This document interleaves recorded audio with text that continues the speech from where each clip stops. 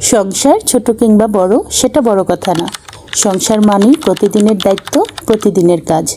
মানুষ কম হলেও ঘর তো ঘরই, রান্না আছে, কাজ আছে এবং সাথে দায়িত্বটাও আছে। হ্যালো সবাইকে, কী অবস্থা সবার, কেমন আছেন? আমি সোনিয়া আবারও হাজির হয়ে গিয়েছি আপনাদের মাঝে আমার ডেইলি ব্লগ নিয়ে। এই ভিডিওটি ছিল ফ্রাইডের, আপলোড করা হয়নি একটু ব্যস্ততার কারণে। রমজান মাসে খুব ব্যস্ততার মধ্য দিয়ে কাটছে প্রতিটা দিন, তো ফাইনালি আজকে আপনাদের সাথে শেয়ার করে ফেললাম। এই রমজানে আমি মনে মনে ভেবেছিলাম যে প্রতি শুক্রবারে আমি কিছু ইফতার রোজাদারের মধ্যে বিতরণ করব। তো গত সপ্তাহে ইনশাআল্লাহ আমি সেটা দিতে পেরেছি। আর আজকে ফ্রাইডেতেও আমি কিছু খাবারের আয়োজন করছি যেন রোজাদারের মধ্যে ইফতারগুলো বিতরণ করা যায়। তো আজকে আমার ইফতার মেনুতে ছিল ভুনা খিচুড়ি আর সাথে মুরগির মাংস। তো শুরুতে আমি চাল ডাল ভালো মতো ধুয়ে একটা চালনিতে পানি ঝরতে রেখে দিয়েছি। দিয়ে তারপর আমি এখানে চিকেনটা রান্না করে নিচ্ছি। খুব ভালোভাবে মশলাটা আমি বেশ অনেকটা সময় আগে কষিয়ে নিয়েছিলাম। তারপরে এখানে ধুয়ে রাখা চিকেনগুলো দিয়ে দিচ্ছি, খুব ভালো মতো কষিয়ে নিব। আর পাশের চুলাতে আমি এবার খিচুড়িটাও রান্না করে নিব। এটা একটু কষানো হয়ে গেলে এখানে আমি দিয়ে দিলাম কিছু টমেটো কুচি আর সাথে কিছুটা পরিমাণ কাঁচামরিচ।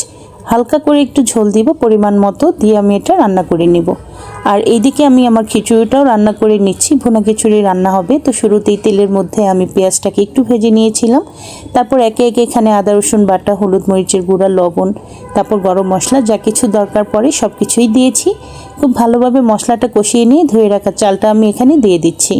বেশ অনেকগুলো খিচুড়ি আজকে রান্না করা হবে। আমি কখনো আসলে এত বেশি কিছু রান্না করি না, খুব অল্প পরিমাণে রান্না করে থাকি। নর্মালি যে কোনো বড় রান্না আমার মা করে থাকে, কিন্তু ইদানিং নিজেই সাহস করে একটু একটু করে রান্না করছি যাতে আম্মুর উপরে প্রেশার না পড়ে। আমার আম্মু একটু অসুস্থ থাকে, তাই আম্মুকে আর ডিস্টার্ব করলাম না, নিজেই চেষ্টা করছি। আর আলহামদুলিল্লাহ আমার চেষ্টা বিফলে যায়নি, চেষ্টা সফল হয়েছে আলহামদুলিল্লাহ। রান্না খারাপ হয়নি, আমার কাছে স্যাটিসফাই লেগেছে নিজের কাজ।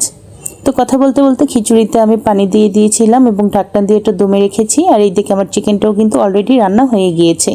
একটু জিরা গুঁড়া দিয়ে এটা আমি নামিয়ে রাখছি। আর বেশ অনেকটা সময় খিচুড়িটা আমি চুলায় ভাপিয়ে রেখেছিলাম। এই তো ফাইনালি আমার খিচুড়িটাও রান্না ডান। একটু নেড়ে চেড়ে ভালো মতো উল্টে পাল্টে দিব, উপর নিচ করে দিব সুন্দর মতো, যেন সব দিক থেকে চালটা পারফেক্টভাবে কুক হয়ে যায়। এটা রান্না অলরেডি হয়ে গিয়েছে, আর কিছু সময় চুলায় দমে রাখলে এটা হয়ে যাবে। তো এই তো ফাইনালি আমার একে একে সমস্ত রান্নাবান্নাগুলো আমি কমপ্লিট করে ফেলেছি এবং সব কিছু ঘরে এনে রেডি করে রেখেছি এবং ছোট ভাইকে ফোন দিয়ে বলেছি বাসায় আসার জন্য। এই প্যাকেটিংয়ের কাজটা আমার ছোট ভাই করে থাকে, ও এটা ভালো পারে। আমি আসলে এগুলো খুব একটা ভালো বুঝি না, আমি জাস্ট রান্না করে রেখে দিয়েছি। আর একটু পরে আসরের আজান দিবে, খাবারটা ও প্যাকেট করে এটা নিয়ে ও চলে যাবে মসজিদে, নামাজ পড়ে এসে তারপর ও রোজাদারের মধ্যে এটা বিতরণ করে দিবে। আজকে আমার বড় ছেলেও আমার বাসায় ছিল, কারণ ও তো নর্মালি মাদ্রাসায় থেকে পড়াশোনা করে। তো আজকে বৃহস্পতিবার রাতে ওকে নিয়ে আসছিলাম, তো শুক্রবার পর্যন্ত বাসায় আছে, তারপর চলে যাবে আবার মাগরিবের নামাজের পরে ইফতার হলে। তো এখানে ওর মামুর সাথে আমার দুই ছেলেও ওকে হেল্প করছিল। তো এই হলো আমার আজকের ভিডিও। সুন্দরভাবে এই রোজাদারের মধ্যে খাবারটা আমি বিতরণ করতে পেরেছি, এটা আমার কাছে অনেক ভালো লেগেছে। আর মনে মনে আশা করছি আমি যেন এভাবে একজন দুজন হলেও রোজাদারকে ইফতার করাতে পারি। আপনারা সবাই যার যার জায়গা থেকে চেষ্টা করবেন, অন্তত একজনকেও যদি আমরা এই রোজায় ইফতার করাতে পারি সেটা আমাদের জন্য একটা অন্যরকম ভালো লাগার বিষয় হবে। তো এখানে প্যাকেটিংয়ের কাজটা শেষ। আমার ভাইটা খুব ভালোভাবে এগুলো সিল করে নিচ্ছে, প্যাকেটটা যেন এগুলো পড়ে না যায়।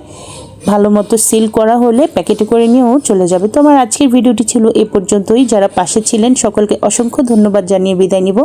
আল্লাহ হাফেজ।